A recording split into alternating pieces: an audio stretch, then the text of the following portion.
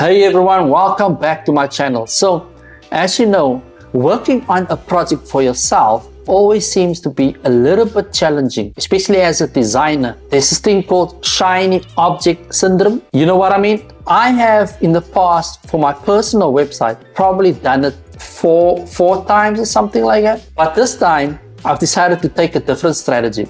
I've learned from my mistakes in the past, and so every project that I work on, especially for myself or for the business, I treat it as a client project. And so I'm going to be running through what I've done for this project as 59er Digital, which is my client. I took it that way. And usually what I like to do when I work on a client project is start off with a discovery session. And during that discovery session, we look at my client's pain points. What are they going through? What are their challenges? We look at how we can address those pain points, and then we work out a strategy for the website based on the pain points of their target audience. So I use that same framework that I use for my clients, and I started using it for 59er Digital, and this is what I did. So one of the things that I like to do with my clients during discovery session is to look at their target audience, right? So there's a part in the discovery session where we look at the target audience, we look at their pain points, we look at the demographics, we look at the challenges they have, we look at their backstory, we look at what solutions we can come up with to target these users and to market to them. Now, the reason why I do that is I like that information, and it's important for me because I use that information to take a deep dive into the actual users, and you will see what I've done on this Miro board. In the past, I would just hand my client a document, a PDF document. I would go through everything, my recommendations, my ideas, and the users and what I've come up with. I've decided to put it on Miro, which I think it's just so much easier to present all of these things to them, and you will see why. So here you will see one of the things I like to do is I look at their target audience. We look at the company size, right?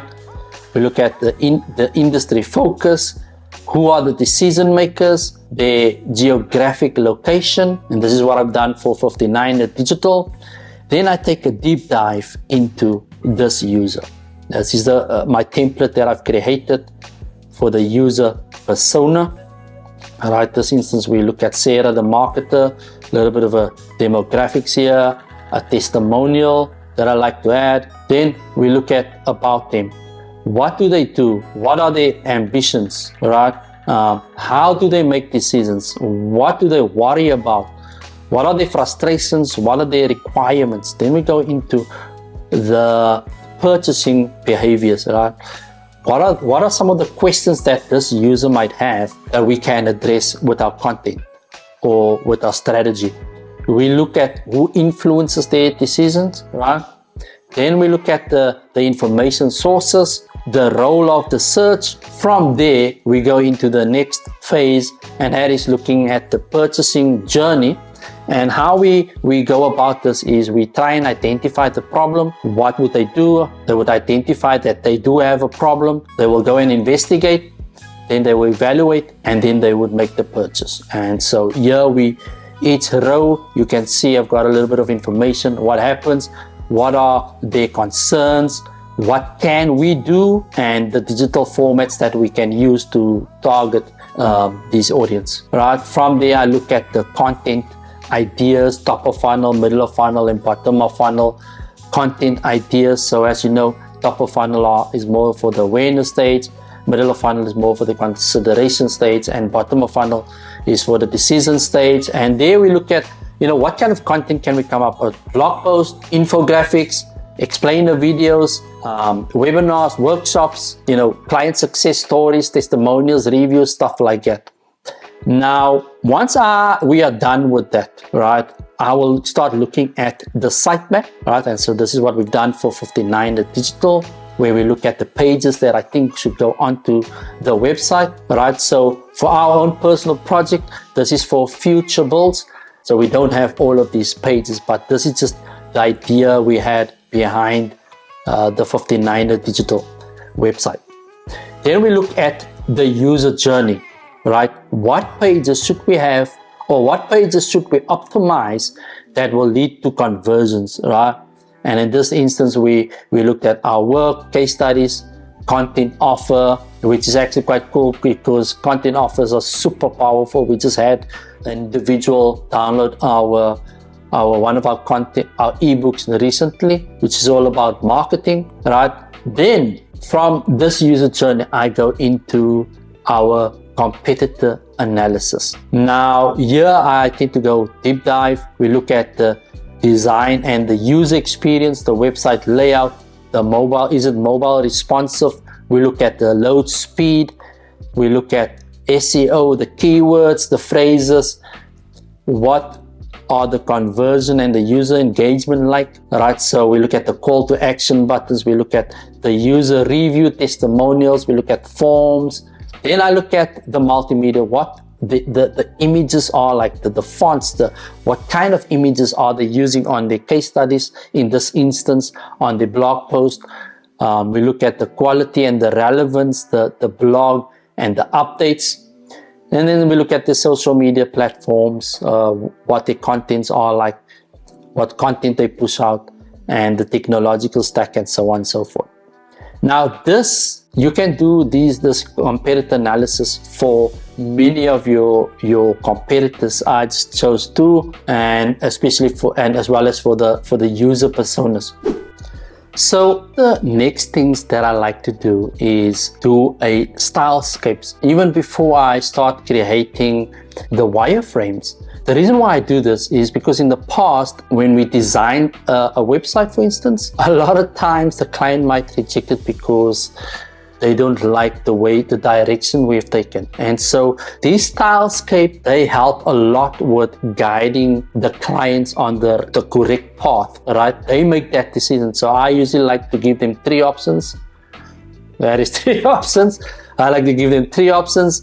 And so I decided to do the same, and I actually presented this to the team. And the style direction that they chose was this one called Sassy, right? What I like about it is I like the whole gradient effects, and I like how the round shapes give you that more modern feel to it, right? And the drop shadows that are on the actual design elements, they make it stand out almost like that 3D effect, right? Then I also like these abnormal shapes that they started using here and there, and I liked how they integrated the analytics, right, or part of the analytics, like the graphs and stuff, onto as part of the design.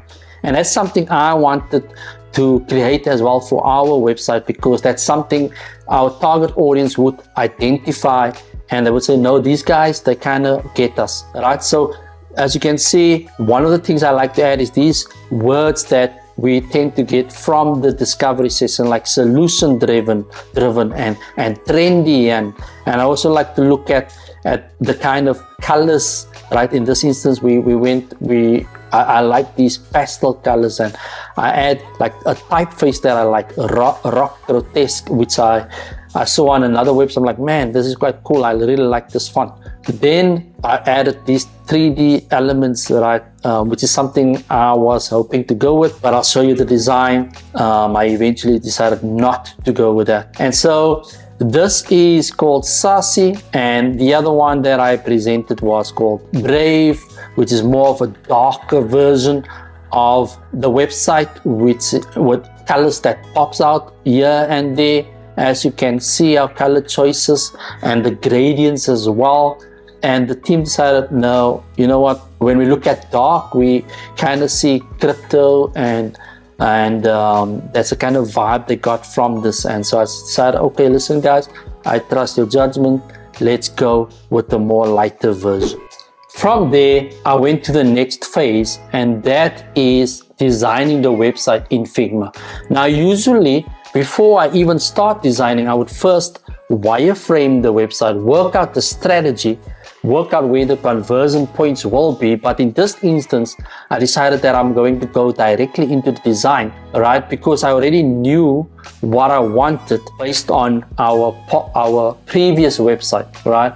And so as you can see, this is the design, new look and feel, new logo, new colors. There's a lot of new things in here. Now, the strategy I took was more of a story format approach, right? I was inspired by Sabri Subri, the website King Kong, I think that's the agency's name.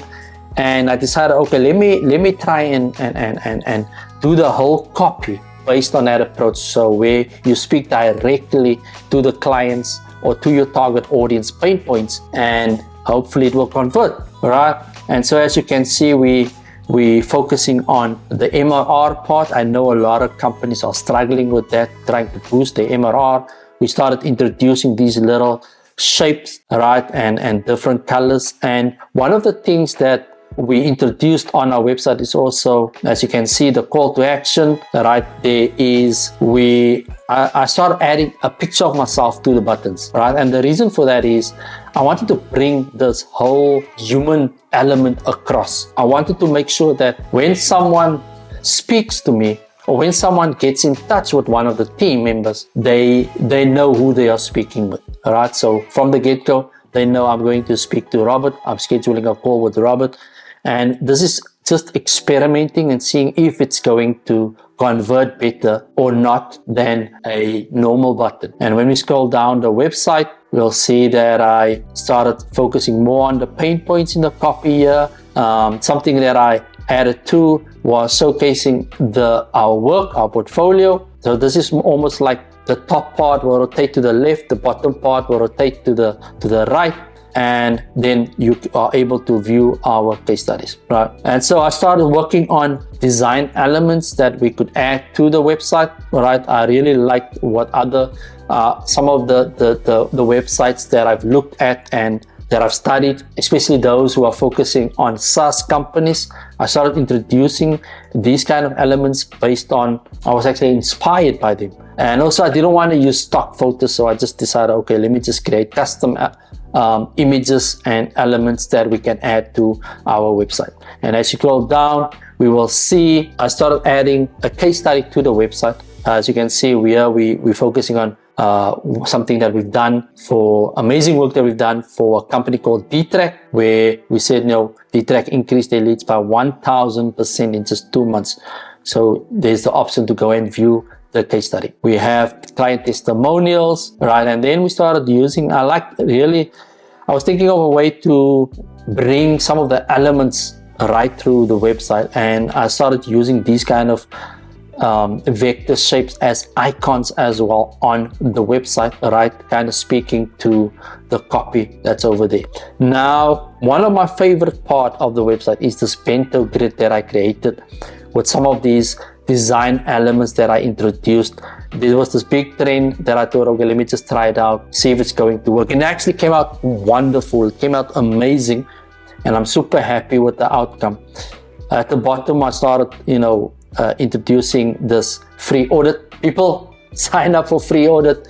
If you have a company website or you are in the marketing department and you want to supercharge your website, these audits will definitely help you. So sign up and I'll do a free audit for you. It's on the house, as they say. It's on the house, and for a limited time period.